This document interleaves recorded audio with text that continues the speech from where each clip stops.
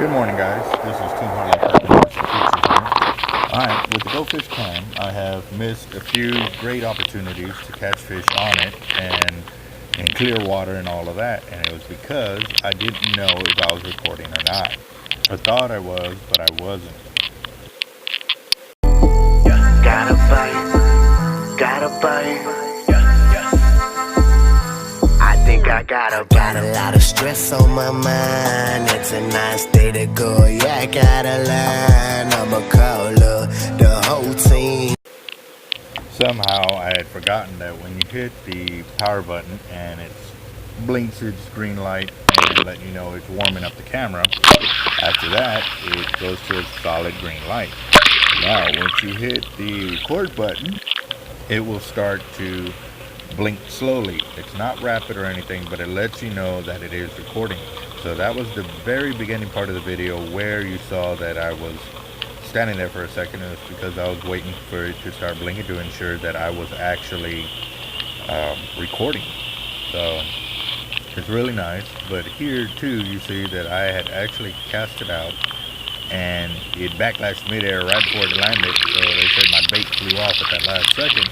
I went ahead and retrieved it back, and like I said, during the retrieval process and all of that, you can see where the hook is right where I need it to be, and it's doing really well in that fashion that it's keeping the bait right in camera where I want it to be. The other thing is too, that since I've improved all those mono setups and stuff like that, and yes, that is pantyhose on my bait. That's another video that's coming out. I'll tell you why I did that when you see that video. But let's go ahead and enjoy this one. And like I said, I love it because now everything is really more stable and you can see a lot clearer everything that's going on, and it's a lot smoother. So yes sir, it really does help.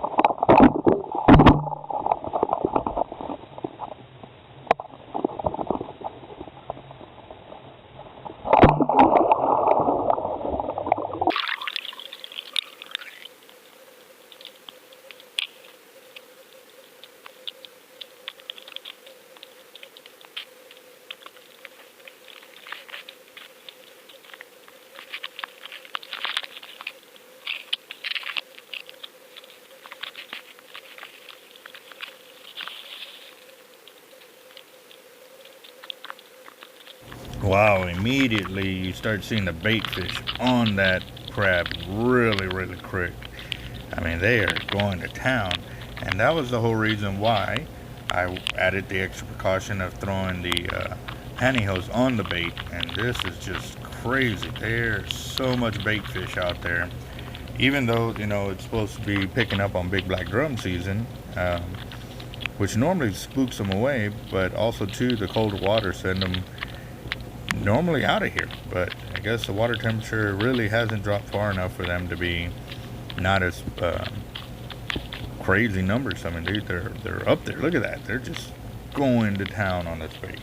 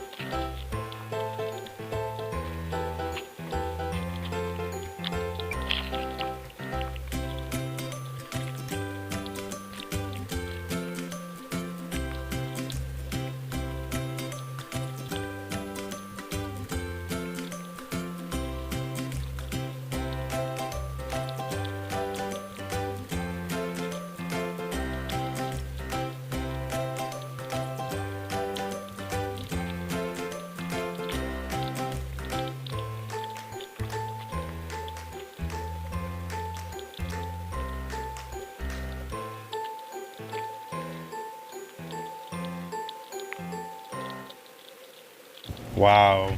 You know that bait fish sit there and they chew up your bait and stuff like that, but you would never think that it would be a feeding frenzy. I mean, look at all this fish. This is where a really wide angle would really give us a bird's eye view of what's actually happening down there to our bait. I mean, how many fish are really going after it? It is nuts. There is. What I am also doing is seeing how long it takes them to get through the pantyhose that I do have on this bait. And yes, that's going to be part of the other video where I'm going to put a lot more information on.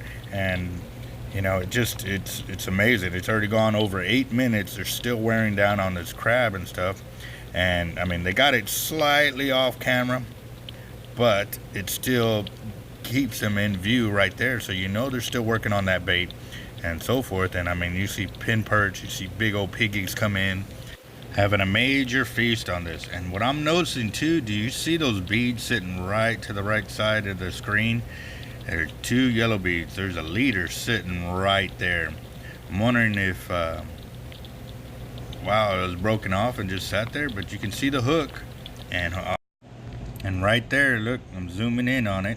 You see the hook right to the right side, bottom screen, and then the beads just above it to the top left. That is a double drop right there. And it's pretty cool to see that, but at the same time, hoping that it pulls in with this leader and so forth when I do pull in.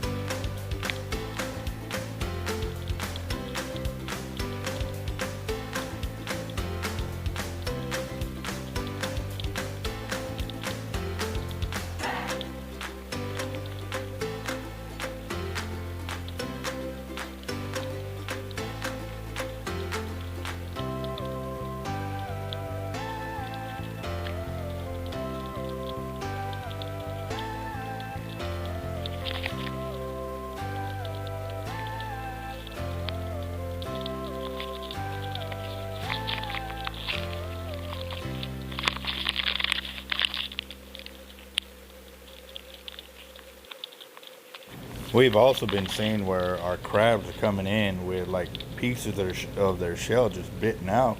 And there's the culprit right there, that puffer fish. They've got a set of teeth on them that are strong, and we know that they're the ones that are going in there and biting off the fish bites, and also too just biting into these crab like there's no tomorrow. So, oh yeah, it's gonna be something here, and we'll see how long this bait lasts. But I'm already at 13 minutes, and right there the bait is right in front of the camera, so you can see them going to town on it, and you can still see the pantyhoses there. But I guess that puffer fish finally got it to where they can really get after it, and yeah, they're oh man, I wish we could actually see what's going on at the meantime down there when this bait is there, because then maybe I could pull on the rod a little bit, get it to get in a position to where it's not buried in the grass right there, and actually keep seeing what's going on. But you know, when you're fishing big bait like this with these big fish, you're not going to be pulling in on every little twitch of the rod. You're going to leave it there long enough to where that big fish takes it, or you end up sitting there and giving up on time and say, all right, it's time to check my bait. So this is a major eye-opener for guys that go out and go fishing and they're seeing their rod twitch and twitch. Well, that's not the bite you're looking for. You're looking for that rod to drop a lot of line to where it's slacking up big time, and or it starts to really pull your rod and go down, because these fish are major fish. They really get up there and they take it out. So yes sir, I'm gonna keep going with this video and I will see what happens.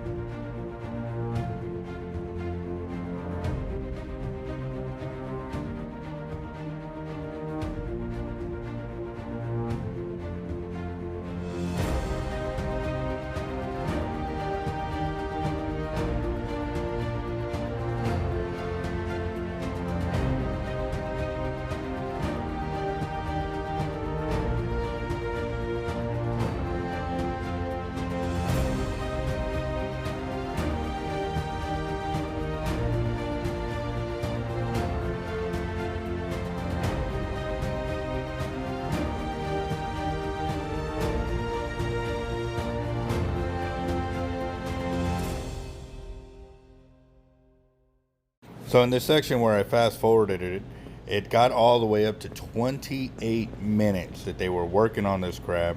And you can already tell that there's not a whole bunch of bait fish action like there was earlier, where there was like 15 of them in the screen and stuff like that.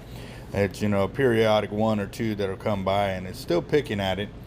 But it really goes to show you that they had already almost picked this bait dry, one, or two, that they've gone as far as they can go, and that's all that's left is scrap. So they're coming by and picking it up, whatever's left over on the bait and stuff like that. But I mean, that really shows you putting some pantyhose on your bait will really help out. So from this point on, I let the camera keep going because, like I said, I don't know what's going on, and I normally will not move my bait until it has a big drum on, or I get to that point I was like, oh, okay, you know, I need to check my bait. So I usually gauge my checking of the bait on other people that are around me that are checking their rods, and if they come up, they just cast it out and they got their baits empty, then I'll go ahead and start checking mine. But also too, you know, it just may be at the same time I'm looking at that, and you know I'm fishing a different area than they are. I'm baiting up my gear differently by using the pantyhose, so I know I've got a little more leeway, so I may leave it longer. So this one, I mean, they were still working on it up through the hour of it being in the water. There was still something there to bring back those bait fish, which tells you too that it's getting to be around that season where they'll go into scavenging mode, where the bigger fish are not hitting on big baits but small baits. And this is actually a major thing that happens later on tonight. I end up going back to the pier and I did some more fishing. I didn't get a lot of nighttime video, but I did get one, so stay tuned for that. But also stay tuned for the we got on some big drum last night and it's coming. I think it was like 15 big black drum got landed, and you'll get to see how many we put on deck ourselves, and the guys that were around us actually caught some. So again, guys, if y'all haven't liked our page, give us a thumbs up. Also too, hit that subscribe button, turn on your notifications, and that way you can stay in tune with what we got going with the gear, the knowledge, getting out there and fishing, because I am going to be fishing a lot more than I have been, and I got a offshore trip planned, so I'm praying that the weather holds out so we can get out there and do it, because that's going to be some epic fun right there. I will be taking this Go Fish camera and either trolling it, deep dropping it, doing something with it so we can see what's going on down there, and we are really looking forward to it.